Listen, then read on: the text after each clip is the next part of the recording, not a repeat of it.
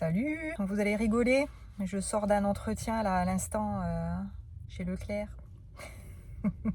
Je sais pas si je vous avais expliqué en fait la semaine dernière, je crois que j'avais oublié de vous le dire. La personne du drive m'avait dit qu'il avait fait passer mon CV au magasin parce que d'après lui j'avais plus un profil à travailler en magasin. Bon, sur le coup je me suis dit bof parce que moi franchement le magasin j'ai pas trop envie de retourner là-dedans. Et bah figurez-vous que le magasin m'a appelé hier. Donc bon, à un moment donné, quand tu as besoin de travailler, bah, tu vas passer l'entretien. Et donc là, j'en sors. Il s'agirait dans un premier temps d'un CDD de 1 mois renouvelable une fois et ensuite ils font signer le CDI. Au bout d'1 an d'ancienneté chez eux, on touche la prime d'intéressement.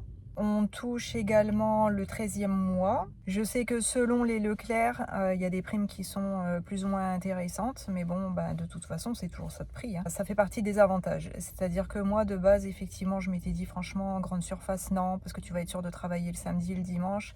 Là, déjà, c'est fermé le dimanche. Donc, je suis assurée de ne jamais travailler le dimanche. Peut-être un à Noël, mais bon, c'est tout. C'est par contre travailler le samedi, ça oui.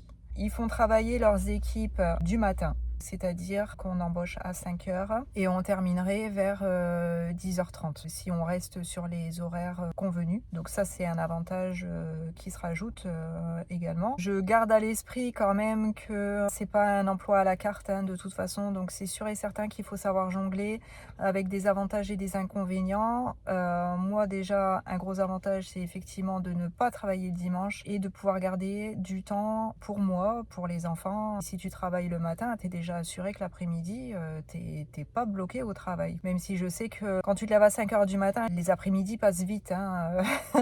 Je sais pas si on peut vraiment appeler ça du temps pour soi, mais quelque part, si. De toute façon, si t'es pas au travail, t'es pas au travail, point barre. Après, c'est à toi de décider comment t'occupes ton temps et de quelle manière, avec quelle motivation, quelle force tu vas utiliser ce temps-là. Mais en tout cas, ce qui est sûr, c'est que t'es pas au travail. Le fait de pouvoir toucher des primes, 13e mois, etc., ça, c'est sûr et certain que bah, y a que dans des groupes de ce style, hein, de toute façon, qu'on peut essayer d'aller choper ce genre de truc. Moi, en fait, aller travailler le matin, il n'y a pas de souci. La route, elle se fait en un quart d'heure. En plus, à 5 heures, il n'y a personne. Pour moi, c'est pas vraiment un inconvénient. C'est sûr que c'est un rythme qu'il faut choper. C'est fatigant, mais bon, il y a des avantages à côté. Donc, on peut pas tout avoir non plus. Bah écoutez, on verra. Là, aujourd'hui, on est mercredi. Je lui ai demandé pour quand il fallait se rendre disponible et apparemment, c'est dès lundi prochain. Il a d'autres personnes à voir. Je vais pas m'enflammer, ça sert à rien. Mon CV lui paraît intéressant parce que ben, travailler en magasin, je l'ai eu fait pendant 8 ans avec tout ce que ça comporte, le rayonnage, les interactions s'il faut avec la clientèle, etc. Heureusement quand même que je me sens confiante sur certaines de mes capacités parce que sinon ça serait grave quoi. Donc je pense que ça il l'a ressenti. Maintenant voilà, je suis pas la seule, hein. Il y a peut-être aussi d'autres personnes qui sont tout à fait aptes à occuper le poste. Donc bah écoutez, on verra. Il m'a dit qu'éventuellement il me rappellerait cet après-midi, rapidement en tout cas. Voilà. Salut, on est vendredi aujourd'hui, 2 jours après être allé passer l'entretien chez Leclerc. Alors, quelle nouvelle? Bah alors le gars m'avait dit qu'il me rappellerait l'après-midi. L'après-midi, pas de nouvelles. Bah, c'est bon, c'est mort quoi. Surtout que c'était pour commencer lundi, là qui arrive. Je me suis dit que si j'avais pas de nouvelles très très rapidement, c'était pas la peine. Je me suis vite dit que c'était plié. Jeudi matin, pas de nouvelles, c'est bon, lâche l'affaire. Et puis le téléphone sonne à 12h30. Je reconnais pas le numéro. J'ai eu un doute quand même que ce soit lui. Effectivement, c'était ce monsieur. Il me dit bonjour, ça va? Je sais pas, ça dépend. Et il me dit je vous appelle pour vous annoncer une bonne nouvelle. Ah bon? Vraiment, je n'y croyais absolument pas. Contre toute attente, je suis prise finalement chez Leclerc, donc au rayon épicerie pour faire du rayonnage.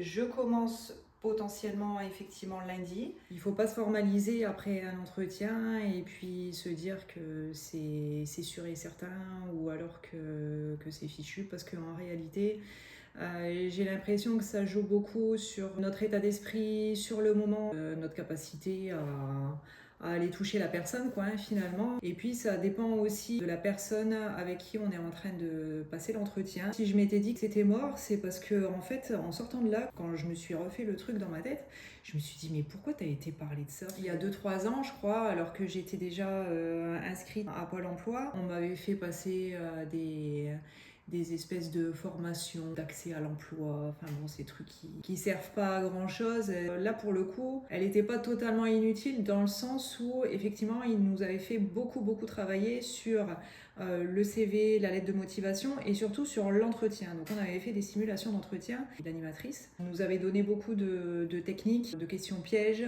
comment y répondre, etc. C'est vrai que pour moi, ça a été bénéfique parce que je m'étais rendu compte qu'effectivement, en entretien, il y a beaucoup de réponses auxquelles j'étais incapable de répondre. Et puis, il y a des choses que je disais alors qu'on n'est pas censé les dire. On se dit que voilà, on doit être tout à fait transparent, mais en fait, non, on n'a pas à être totalement transparent. Tu as juste à vendre tes compétences, ta technicité, ton savoir-faire, etc. Mais tout ce qui est privé, en fait, normalement, tu n'as pas à le dire. Et moi, c'est vrai que ça, j'avais un peu tendance à me laisser aller là-dedans. Ben, vous voyez, tout ça, je le sais. Et pour autant, je suis retombée à fond dans le panneau. Je savais très bien qu'il allait me demander de me présenter. Le sachant, ben, j'étais quand même pas prête. Quand je suis arrivée dans le bureau, lui, il s'est présenté. Et puis, ben, ensuite, il m'a dit, allez-y, présentez-vous. Si vous êtes en ce moment en train de rechercher un emploi et être susceptible d'aller passer des entretiens, préparez-les parce que ça va vous éviter d'avoir l'air bête face à une personne qui vous donne la parole en fait, puis qui attend que vous déballiez votre speech. Bon, je l'ai fait, hein, mais avec le recul, je me suis dit, mais peut-être t'as été vachement longue à te mettre en route, quoi, en fait, hein, quand même. Et c'est vrai que j'ai eu du mal à me lancer. Je sais que j'aurais pu être meilleure sur le démarrage de ma présentation. Et par contre, là où je m'en suis voulu, c'est que effectivement, je suis allée parler de choses dont je n'avais pas à lui parler. Et ça, je me suis dit, peut-être que ça va être un point négatif en fait. Notamment, je vais vous en donner un. Il se trouve que dans mon CV, il y a un trou d'activité de 5 ans qui correspond à la période à partir de laquelle j'ai quitté la jardinerie, fin 2018. Et moi, je n'ai retravaillé que en 2024, début 2024. Donc ça fait 5 ans, même 5 ans et demi. Faut le justifier. Ça, c'est pareil. J'aurais dû préparer un espèce d'argumentaire sur pourquoi c'est 5 ans et demi de non-activité. J'ai été tellement prise au dépourvu, puis c'est de ma faute en plus, hein, c'est moi qui suis partie là-dessus. Ça se trouve, j'en aurais pas parlé du tout, ils m'auraient même pas posé la question. Comment ça se fait que vous avez un creux de 5 ans dans votre CV? Mais bon, c'est moi, voilà. Je suis allée me foutre dans le piège toute seule. Bref, j'ai parlé de certaines choses qui s'étaient passées à la jardinerie, de la rupture conventionnelle, pourquoi. C'était très bizarre parce qu'au moment où je le disais, je me suis dit mais Charlotte tais-toi en fait, pourquoi tu lui parles de ça? Mais bon c'est tout, de toute façon c'était sorti. Parce que j'avais envie de me justifier quand même. Ces 5 années, je les ai pas passées à rien faire. Déjà on a déménagé, il y a eu ici beaucoup de travaux dans la maison, on a mis en place le jardin, énormément de travaux aussi au jardin, et puis j'ai lancé ma chaîne YouTube en fait pendant ce temps-là. Ça a été une activité qui m'a pris vraiment énormément de temps, et je ne sais pas pourquoi je l'ai casé dans l'entretien alors que je ne veux absolument pas que ça se sache au travail. Je ne veux absolument pas que mon employeur soit au courant de ça et mes futurs collègues non plus, parce que c'est pas des vidéos qui leur sont destinées, quoi, en fait, tout simplement. Étrangement, il n'a pas eu de mouvement de recul par rapport à ça, mais en sortant de l'entretien, je me suis dit c'est mort. Tu viens de lui dire que t'es youtubeuse, laisse tomber. En plus, ça a une connotation dans la tête de certaines personnes, youtubeuse, tu vois, c'est influenceuse, alors que moi j'influence rien. Donc voilà, je me suis dit, t'as vraiment été bête en fait de parler de ça, surtout qu'en plus tu ne voulais pas le faire, mais tu l'as fait. Comme quoi, je pense que l'issue d'un entretien dépend beaucoup de la personne en fait que vous avez en face de vous, parce que honnêtement je suis sûre que le même entretien avec une autre personne se serait pas passé. Là maintenant moi c'est tout, dans ma tête c'est travail. Mon cerveau s'est mis en mode travail, donc je pense à rien d'autre que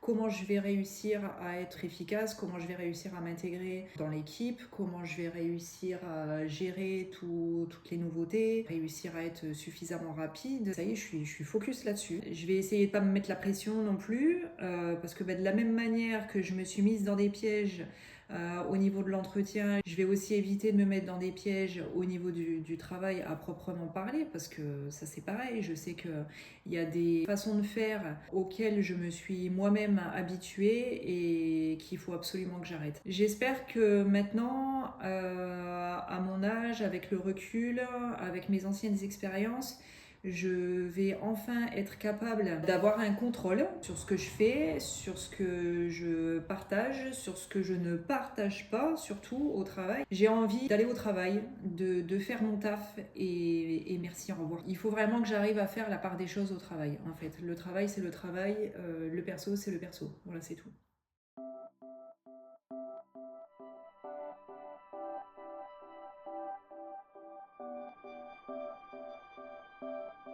Alors, la pâte à pizza a fini de pétrir. Moi, je la mets directement en place sur la plaque. Comme ça, au bout de 1 heure et demie, je vais venir l'aplatir.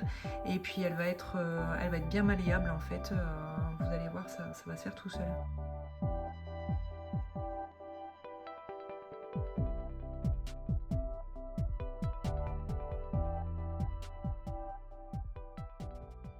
C'est quand même une bonne nouvelle parce que les dépenses, franchement, on dépense comme des robots. Je suis en train de programmer ma lessive sur les heures creuses. Toutes les techniques sont bonnes pour essayer d'économiser un petit peu. D'ailleurs, j'ai réussi à avoir un chèque énergie sur le fournisseur d'énergie de notre choix. Effectivement, ce mois-ci, du coup, au lieu d'avoir une facture de 180 €, j'ai une facture de 80 €. J'ai mis la voiture en réparation pour faire la courroie de distribution. Je suis allée acheter une voiture à un particulier, donc sur le Bon Coin, on est allé à Narbonne pour la prendre. Donc c'est la petite C3 Picasso. Et le monsieur au téléphone nous avait dit tout est fait, tout est fait, tout est fait, tout est fait. Et en fait, il n'y avait pas la courroie de distribution. On a réussi à la négocier de 500 €. Et bah, c'est les 500 € qui vont partir de toute façon dans la courroie de distribution. Je viens de passer vite fait chez le concessionnaire, là où la voiture est en train de se faire charcuter. La voiture, elle est sur son pont, là. Elle m'a regardé, elle a fait ah, regarde, on m'a changé ça. Ah, parce que c'est une voiture qui parle. Elle m'a dit ça va coûter un petit peu cher quand même. Ouais, bah de toute façon, j'ai pas trop le choix quoi. Alors, qu'en est-il du jardin? On prend pas l'habitude de faire des cultures d'hiver, donc ben, pour l'instant c'est pas grave, il est au repos. De toute façon, il faut aussi que la terre se repose. Là ici c'est le citronnier, donc il est protégé avec un voile d'hivernage, comme les deux autres là-bas. Il y a deux petites taches vertes. C'est l'orange et la clémentine. Ça c'est la mirabelle, elle a l'air d'aller celle-ci.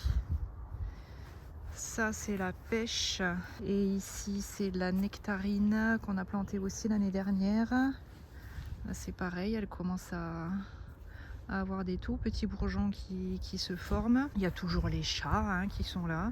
Il n'y en a plus que 2. Alors qu'il y a une époque ils étaient au moins 4 ou 5.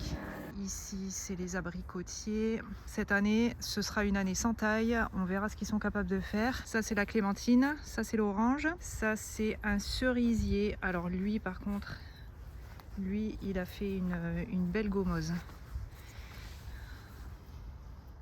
Là, c'est un autre cerisier. Celui-là, il a l'air d'être en meilleure santé. Et ça, là, c'était censé être une poule. Et en fait, c'est un gros coq. Je vais les faire sortir vite fait parce qu'en fait, elles attendent que ça. Regardez. Regardez.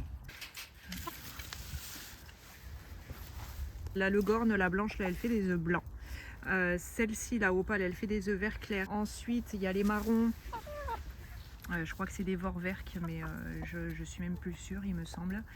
Et puis, ça, c'est les dernières. Avec la petite collerette noire, c'est des Sussex. On en a pris 3. Donc je suis sûre que la 3e doit être en train de couver. Je sais pas pourquoi elle couve. Et je vais aller vouloir prendre les œufs. Vous allez voir qu'elle va m'attaquer. Enfin, elle va m'attaquer. Elle va protéger son territoire. Attention, vous allez voir, je suis sûre qu'elle est là. Voilà, madame, elle est là. J'ai le droit de prendre des œufs. Elle va faire un boucan phénoménal. Il y a le coq qui va arriver. Madame, les œufs. Regarde, déjà, elle gonfle. Comment elle se gonfle? Tu me laisses prendre les œufs? Bah ouais. Allez, combien t'en caches là encore? Allez, file, on va te promener. Il y en a combien? Allez. Allez, donne. File. Regarde, qu'est-ce que je disais? Allez, file. Allez, allez. Elle va me donner un coup de bec, hein. File. Allez. Bon, il faut la virer d'un coup sec parce que... Chut. Va te promener. Pourquoi tu vas pas te promener? Je les ai. Il y en a que 2 en plus. On va leur mettre à manger, à boire. Et puis ben, moi du coup, la prochaine vidéo, ben, je vais pouvoir vous raconter comment ça s'est passé, mes débuts en tant que rayonniste à Leclerc, mon intégration dans les lieux, mon intégration dans l'équipe, mon intégration dans la galère.